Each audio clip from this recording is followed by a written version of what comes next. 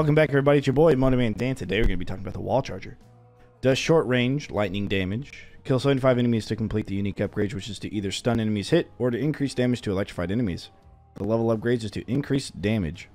Now typically I run stun enemies hit because it does a lot of damage already, and it's maybe in a lot of situations kind of hard to apply lightning wherever enemies go. Depending on the situation, if you don't have ceilings, then lasers are out of the question. And fire lasers are stronger than lightning lasers as far as DPS. And so if you're running a map that you can use fire lasers on, then, you know, wall charge, it's a little hard to have electricity everywhere in the game. So, yeah, I usually run stuns enemies on hit, or stuns enemies hit, but, you know, you let me know which one do you ever use the increased damage to electrified enemies. Actually, is what I'm going to be interested to see.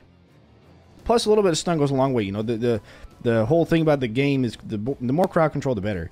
Honestly, yeah. All right, let's jump to the game files. All right, here we have the Wall Charger. The first thing to note is a 0.8 second trigger delay. And the cooldown is 14 seconds. Coin value is 1,000. You do get it after beating. I don't remember which one it is, but it's before. Actually, I think it's after Mage Tower, right? And it's before Secret Fortress, which starts with an Armored Ogre, and Armored Ogres take bonus damage from lightning, so they give you a heavy-hitting lightning trap, ideally to deal with the Armored Ogre. So that's where you get it. They give it to you right before you need it, basically. All right, let's look at the upgrades. So for the upgrades for the Wall Charger, we have plus 20 damage. Another plus 20 damage, and another plus 20 damage. We then have stuns enemies on hit, which is a crossbow stun, and then we have increased damage to electrified enemies becomes 1.5.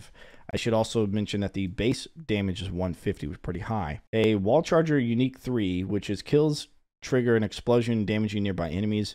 They use that for the Shock Zapper, explode on kill, which I think they ended up maybe turning this into something else-ish. So when it comes to electricity, they have two debuffs. They have electrified and zapped.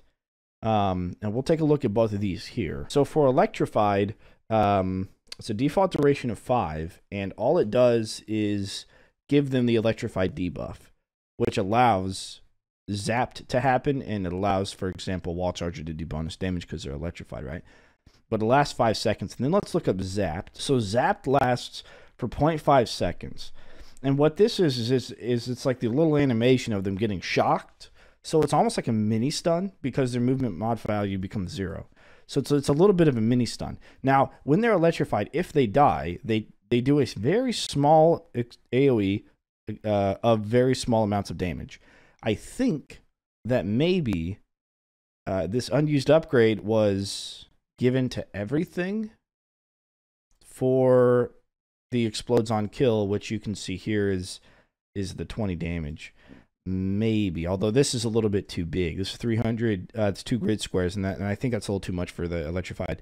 So there is a little bit of a, you know, extra explosion, like almost like a chain reaction to have whenever an electrified enemy dies, but I don't know what it is, and we haven't found it in the game files yet. Probably won't. So yeah, I mean that's the thing. So I'm gonna hop into a game, and I'm gonna talk about one of the ways I like to use this trap. Whenever I play with it on a lot of different maps. So you can see here that I have double stacked the Wall Chargers.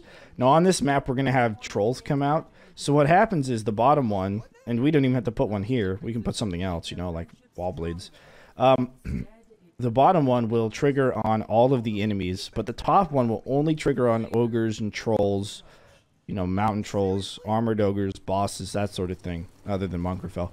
And that's because that they are 3 squares high, right? This is 2 squares tall. They're 3 squares tall. So they'll take the full blunt force. This isn't projectile based. They'll take the full blunt force of this trap, and they'll be the only ones that trigger it. The orcs and stuff won't, unless they get flipped into it, I guess.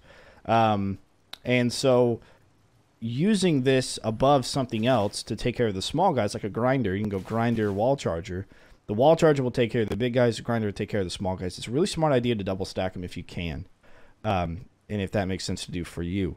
So just note that that's a really, really good position to use them in if you want to use them for that. They're very bad against flyers. They're bad against, you know, slogs of small enemies that kind of take their time to make it through your kill box, just because they have such a long cooldown. But if you can group enemies up in front of it, they really do a lot of damage. All right, guys, let me know what you think about the wall charger. Let me know in the comments. Do you like it? Do you not like it? Do you use it? Do you not use it? Why not? And as always, don't forget to leave a like, comment, subscribe, follow, and stream with YouTube and Twitch.